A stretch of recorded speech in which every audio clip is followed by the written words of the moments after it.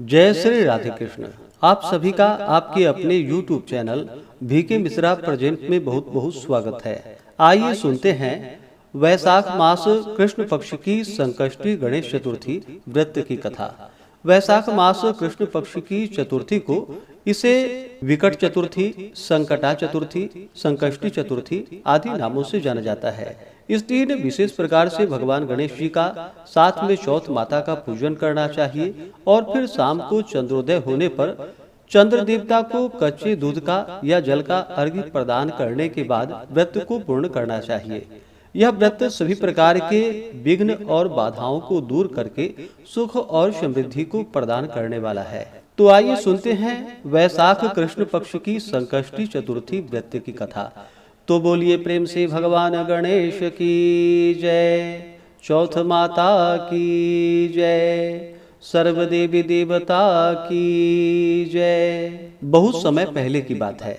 एक बार माता पार्वती जी ने भगवान गणेश जी से कहा कि वैशाख महीने की कृष्ण पक्ष की जो संकटा नामक चतुर्थी कही गई है, उस दिन किस गणेश की किस विधि से पूजा करनी चाहिए और उस दिन भोजन में क्या ग्रहण करना चाहिए। गणेश जी ने उत्तर दिया कि हे माता, वैशाख मास कृष्ण पक्ष की चतुर्थी के दिन व्यक्ति को व्रत धारण करना चाहिए। उस दिन वक्रतुंड नामक गणेश जी की पूजा करके भोजन में कमल गट्टे का हलवा लेना चाहिए।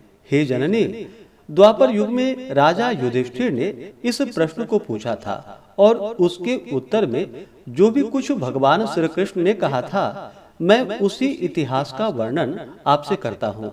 आप श्रद्धा युक्त होकर सुनिए। भगवान श्री कृष्ण ने कहा था कि हे राजन युधिष्ठिर, इस कल्याणदात्री चतुर्थी का जिसने व्रत किया और उसे जो फल प्राप्त हुआ है, मैं उसे कह रहा हूँ। प्राचीन काल में एक रंती देव नामक प्रतापी राजा हुए। जिस प्रकार आग तृण समूहों को जलाकर नष्ट कर देती है, उसी प्रकार वे अपने शत्रुओं के विनाशक थे। उनकी मित्रता यम, कुबेर, इंद्रादिक देवों से थी। उन्हीं के राज्य में धर्मकेतु नामक एक श्रेष्ठ ब्राह्मण रहते थे। उनकी दो स्त्रियां थी, एक का नाम सुशीला और दूसरे का नाम चंचला था। सुशीला नित्य ही कोई न कोई व्रत रहा करती थी। फलतः उसने अपने शरीर को कृश यानी कि दुर्बल बना डाला था। इसके विपरीत चंचला कभी भी कोई भी व्रत उपवास आदि न करके भरपेट भोजन करती थी। इधर सुशीला को सुंदर लक्षणों वाली एक कन्या हुई और उधर चंचला को पुत्र रत्न की प्राप्ति हुई। यह देखकर चंचला बारंबार सुशीला को ताना देने लगी।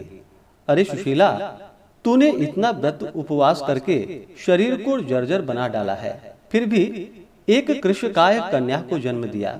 मुझे देख, मैं कभी व्रतादि के चक्कर में न पड़कर हिष्ट पुष्ट बनी हुई रहती हूँ और वैसे ही बालक को भी उत्पन्न किया है। अपनी सौत का व्यंग बाण सुशीला के हृदय में चुभने लगा। वह पतिव्रता विधिवत गणेश जी की उपासना करने लगी। जब सुशीला ने भक्ति भाव से संकष्ट नाशन गणेश चतुर्थी का व्रत किया, तो रात्रि में वरदायक गणेश जी ने उसे दर्शन दिया। श्री गणेश जी ने कहा कि हे सुशीले, तेरी आराधना से मैं अति प्रसन्न हूँ और संतुष्ट हूँ।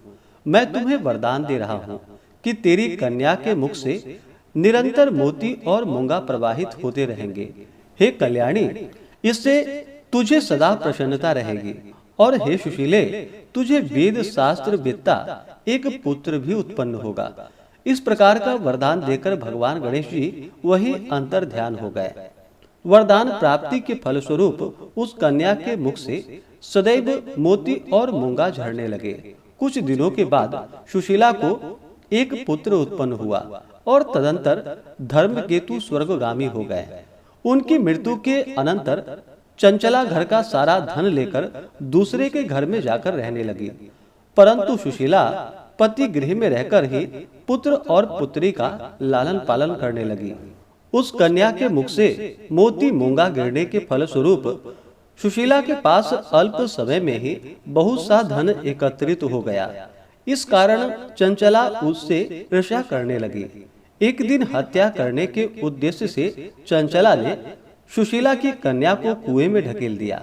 उस कुएं में गणेश जी ने उसकी रक्षा की और वह बालिका सकुशल अपनी माता के पास लौट आई। उस बालिका को जीवित देखकर चंचला का मन उद्विग्न हो उठा। वह सोचने लगी कि जिसकी रक्षा ईश्वर करता है उसे भला कौन मार सकता है। इधर सुशीला अपनी पुत्री को पुनः प्राप्त कर अति प्रसन्न हुई। पुत्री को छाती से लगाकर उसने कहा, श्री गणेश जी ने तुझे पुनर्जीवन दिया है। अनाथों के नाथ गणेश जी ही हैं। चंचला आकर उसके पैरों में नतमस्तक हो गई। इसे देखकर सुशीला के आश्चर्य का ठिकाना न रहा। चंचला हाथ जोड़कर कहने लगी कि हे बहन सुशीले, मैं बहुत ही पापनी और दुष्टा हूँ। आप मेरे अपराधों को क्षमा कीजिए। आप दयावती हैं। आपने दोनों कुलों का उद्धार कर दिया है। जिसका रक्षक देवता होता है उसका मानव क्या बिगाड़ सकता है। जो लोग संतों एवं सत्पुरुषों का दोष देखते हैं वे अपनी करनी से स्वयं नाश को प्राप्त होते हैं। इसके बाद चंचला ने भी उस कष्ट निवारक, पुण्यदायक, संकट नाशक गणेश जी के व्रत को किया। गणेश जी के अनुग्रह से परस्पर उन दोनों में प्रेम भाव स्थापित हो गया। जिस पर गणेश जी की कृपा होती है और उसके शत्रु भी उसके मित्र बन जाते हैं। सुशीला द्वारा संकट नाशक गणेश व्रत किए जाने के कारण ही उसकी सौत चंचला का हृदय परिवर्तन हो गया। श्री गणेश जी कहते हैं कि हे देवी, पूर्व काल का पूरा वृतांत मैंने आपको सुना दिया। इस लोक में इससे श्रेष्ठ विघ्न विनाशक कोई दूसरा व्रत नहीं है। श्री कृष्ण जी ने धर्मराज से कहा था कि हे धर्मराज, आप भी विधि पूर्वक गणेश जी का व्रत कीजिए। इसके करने से आपके शत्रुओं का नाश होगा तथा अष्ट सिद्धियां और नवनिधियां आपके सामने करबद्ध होकर खड़ी रहेंगी। हे धर्म पारायण युधिष्ठिर, आप अपने भाइयों, धर्मपत्नी और माता सहित इस व्रत को कीजिए। इससे थोड़े समय में ही आप अपने राज्य को प्राप्त कर पाएंगे। इस प्रकार से फिर भगवान श्री कृष्ण के कहने पर महाराज युधिष्ठिर ने भी यह व्रत किया, जिस कारण से उन्हें राज्य सुख की प्राप्ति हुई। तो बोलिए प्रेम से भगवान गणेश की जय। चौथ माता की जय। सर्व देवी देवता की जय। इस बार वैशाख मास कृष्ण पक्ष की विकट चतुर्थी संकष्टी चतुर्थी का व्रत, जो कि 5 अप्रैल 2026 दिन रविवार को पड़ा है। वैशाख मास कृष्ण पक्ष की चतुर्थी तिथि प्रारंभ समय, जो कि 5 अप्रैल 2026 दिन रविवार दोपहर 12:02 और चतुर्थी तिथि की जो समाप्ति है वह 6 अप्रैल 2026 दिन सोमवार दोपहर 2:12 पे चतुर्थी तिथि की समाप्ति है। इस व्रत को चंद्रोदय व्यापनी ली जाती है। इस कारण से 5 अप्रैल 2026 दिन रविवार को संकष्टी चतुर्थी का व्रत है। 5 अप्रैल को ब्रह्म मुहूर्त का समय सुबह 4:12 से सुबह 4:50 तक होगा। सूर्योदय का समय सुबह 5:45, सूर्यास्त शाम 6:16 होगा। राहु काल का समय शाम 4:42 से शाम 6:16 तक होगा। राहु काल समय के दौरान कोई भी शुभ कार्य या नया कार्य नहीं करना चाहिए, इस बात का ध्यान रखें। प्रातः काल पूजा का शुभ मुहूर्त सुबह 7:19 से सुबह 8:53 तक होगा और शाम को पूजा का शुभ मुहूर्त शाम 6:17 से रात्रि 10:34 तक होगा। चंद्रोदय का समय चंद्र दर्शन का, जो कि रात्रि 9:23 होगा। तो आशा करता हूँ कि यह जानकारी आपको अच्छा लगा हो। इसी प्रकार से ज्ञानवर्धक जानकारियाँ प्राप्त करते रहने के लिए, व्रत पूजा के बारे में जानने के लिए, कथा को सुनने के लिए चैनल पे अगर आप पहली बार आए हैं तो चैनल को लाल बटन दबा करके सब्सक्राइब करें। साथ में बेल आइकन घंटी को दबाएं ताकि आने वाली वीडियो का नोटिफिकेशन आपको समय से मिलता रहे। वीडियो को लाइक करें, शेयर करें। सुखी रहें और स्वस्थ रहें।